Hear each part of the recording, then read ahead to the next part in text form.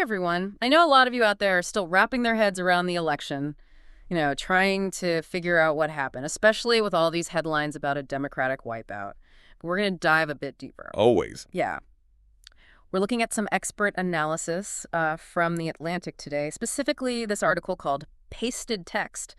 And, we're trying to figure out what really went down. Like, was it a total cataclysm for the Democrats, like some are saying, or is there more to it? Yeah, that's the big question, isn't it? Yeah. It's so easy to just get swept up in those first reactions, the pronouncements, especially when they're coming from big names. For sure. I mean, right after the election, we heard some pretty strong stuff, like Senator Chris Murphy was calling it a cataclysm, a wipeout. Mhm.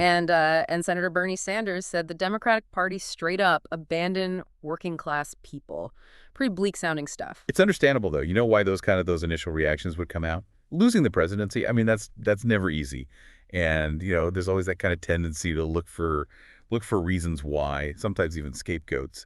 But but it's important. We got to remember that these hot takes are coming out before all the votes are even counted, before anyone's really analyzed anything. So they're often more about emotion than a deep dive into the data. Makes sense. And that's where digging deeper into the numbers really becomes key. Because as more votes were actually tallied, a more nuanced picture started coming into focus, one that doesn't exactly fit the wipeout narrative. You got it. I mean, one of the first things that really popped out to me was Trump's popular vote margin. Historically speaking, it was pretty narrow, only about 1.5%. And he didn't even win a majority of votes across the country. So it suggests a super divided electorate, not a landslide for one side. That's a great point. And think about this. Democrats actually gained a seat in the House of Representatives. Right. Which leaves Republicans with a really slim majority, historically speaking.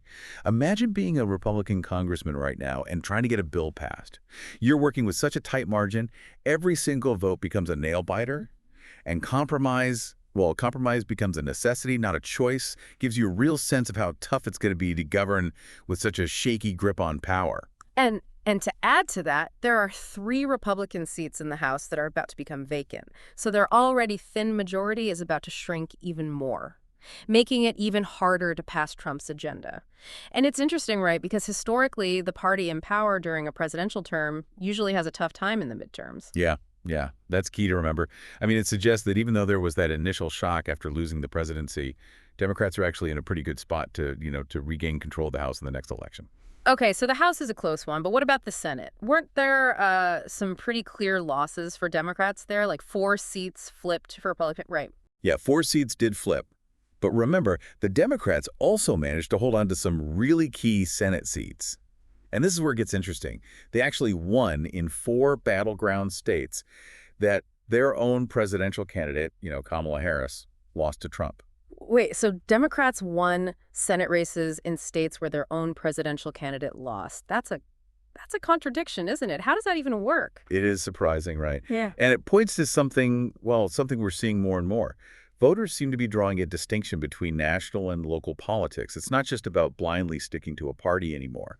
They're looking at each candidate, each race, and deciding based on those specifics. That makes sense.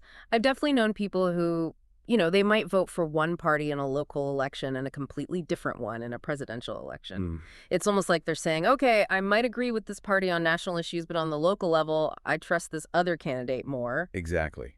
It shows how important individual candidates are becoming. Their ability to connect with voters on a personal level, to really resonate. So it's not just about that D or R next to their name.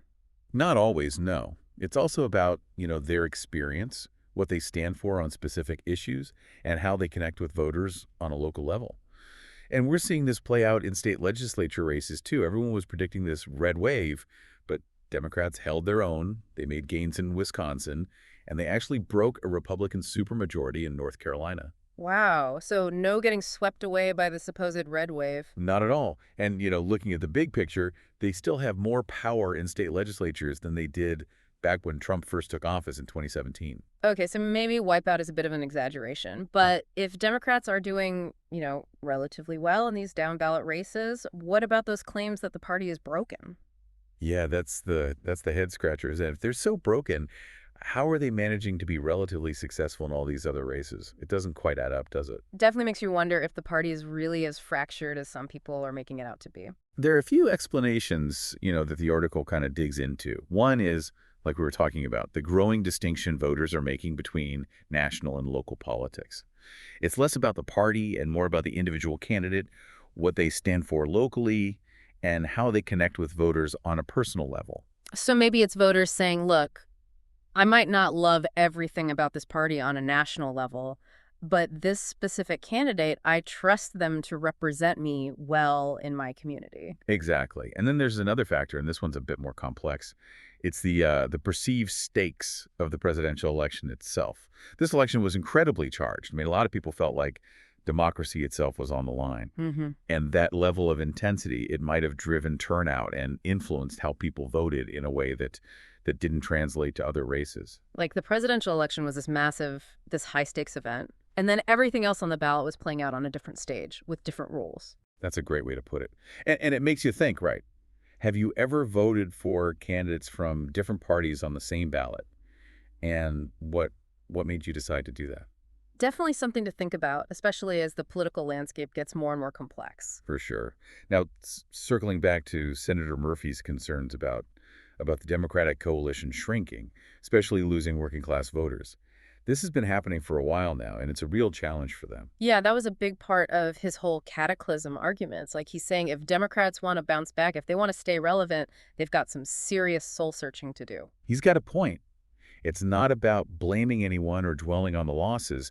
They need to dig deeper, figure out what's causing these shifts, and figure out what policies and what messages will actually connect with these voters. It's about more than just winning the next election. It's about understanding what a big chunk of the voters actually needs and cares about.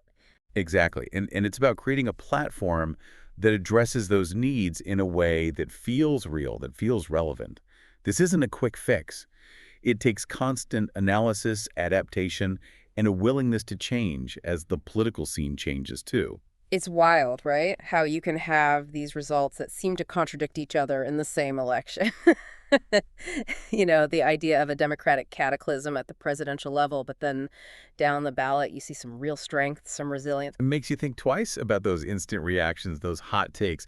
It's like there's always more to the story than those headlines let on. Absolutely. It really underscores the importance of looking beyond the surface. You got to dig into the data, really understand what voters are doing and why. But some people might argue those initial reactions were totally valid, considering they lost the presidency. What do you think about that? Well, yeah, I mean, losing the presidency, it's a big deal. It's a blow to any party. But I also think we got to be careful about, making sweeping statements, those doomsday predictions. This election, probably more than any other recently, shows just how complex the American voter is. So what's the takeaway then? What does this election tell us about where politics are heading? One thing that really stands out is, those old assumptions about party loyalty, about predictable voting patterns, they're breaking down. Voters are becoming more independent, more focused on specific issues, and more willing to split their tickets. So you're saying it's not as easy as saying this group always votes this way, or that region is a guaranteed win for this party. Right. Voters are saying, we're not just robots following party lines. We're thinking for ourselves, and we're making decisions based on a whole bunch of factors. Makes sense. I mean, people have access to so much information now, more than ever. And they're using it. They're forming their own opinions, making their own choices. Exactly. And, the rise of independent media, social media, that's played a role too. Voters aren't just relying on traditional news or what the parties tell them. They're actively seeking out different viewpoints, talking to people with different opinions. So both parties really need to pay attention to this, right? They can't just count on those traditional demographics or predictable voting blocks anymore. Exactly. They need to be more responsive to what individual voters want and need. Their messages have to resonate with the more diverse, more nuanced electorate. It's a wake-up call for both sides to really listen to what voters are saying and adjust their strategies. It's going to be interesting to see how this all plays out in the next election. Will we see even more ticket splitting? Will independent voters have even more influence? Great questions. And they really underline how important it is to stay involved, stay informed, and participate in the process. Your vote, it carries more weight than ever. Your voice can really make a difference in where the country's headed. Now, switching gears a little, Let's talk about working class voters and their relationship with the Democratic Party. Senator Murphy definitely touched on this when he, talked about the shrinking Democratic coalition. It's a huge issue, and it deserves serious attention. Senator Murphy's argument was that the party has lost touch with its working class base, and that this trend, it could be a real threat to their future.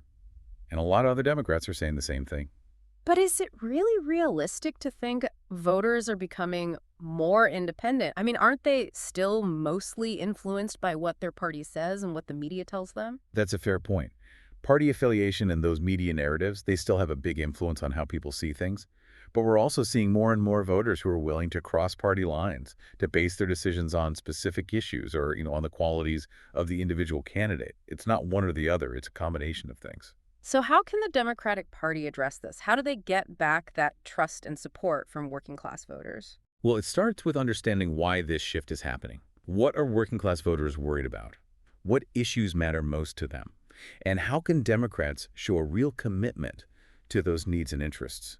It sounds like they need to go beyond just, campaign slogans. They need to develop policies, take actions that actually make a difference in the lives of working class communities. Right. It's about being there for them, not just during an election year, but all the time. Mm. It's about listening, understanding, and working together to find solutions that actually improve their lives. So it's about building a genuine connection, one that's based on shared values, on a shared commitment to a better future for everyone, no matter their background. Exactly. It's about showing, through actions, that the Democratic Party is really on the side of working people, that they're fighting for their rights, advocating for their interests. So as we wrap up this part of our deep dive, what are the main points we want our listeners to take away? The biggest takeaway is that this election was a lot more complicated than those first headlines made it seem.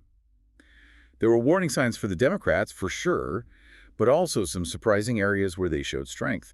We also talked about how the political scene is changing, how independent voters are gaining ground, and how both parties need to figure out how to connect with working class voters in a way that's authentic and meaningful. And of course, we emphasized how crucial it is to stay informed, have thoughtful conversations, and use your right to vote. Your voice really matters. But there's one more really important aspect we need to discuss before we wrap up this whole deep dive. We've covered a lot of ground, right? The numbers, the changing political landscape. But it feels like there's a bigger conversation we need to have here, one that goes beyond just Democrats and Republicans. I think you're right. We're really looking at, these shifts in voting patterns, those super close margins in so many races. It all points to something fundamental about how our democracy works. It's a system that's always changing, always responding to what the people want, even when it's messy and unpredictable. That's such an important point. It's easy to get caught up in the who's ahead, who's behind stuff, the strategies, the talking points. But we forget sometimes that it's a living system, something we're all part of. Exactly. Every election is like a snapshot, right? Mm. A picture of what Americans are thinking and feeling at that moment. All the hopes, the worries, the values. And it's up to all of us as citizens to try and understand those forces, to have real conversations, and to hold our leaders accountable, whether we voted for them or not. It's like we're all writing this big story together, each election a new chapter, and the story changes depending on who shows up to write it. Love that analogy. And it reminds us that we can't just sit back and watch. We got to be part of it. So if we were to boil all this down to one main takeaway for our listeners, what would it be? Don't underestimate your vote. It's not just a box you check on a piece of paper. It's a way to say what you want for the future, to have a say in where the country's going.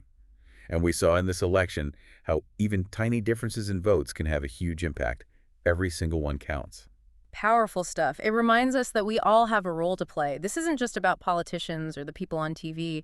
It's about all of us. Absolutely. And it's not just presidential elections either. It's about participating at every level, local, state, national. It's about staying informed, being active in your community, speaking up, and holding those in power accountable. And, maybe most importantly, it's about remembering that our democracy, it's precious, it's fragile, and it needs us. It needs us to pay attention, to participate, to make sure it survives and thrives. Well said.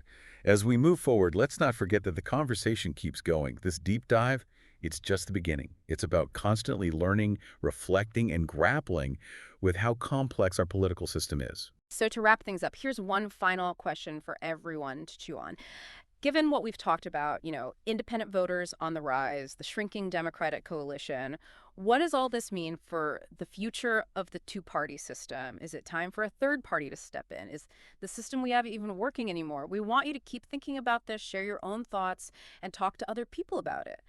Because at the end of the day, the future of our democracy rests on all of our shoulders.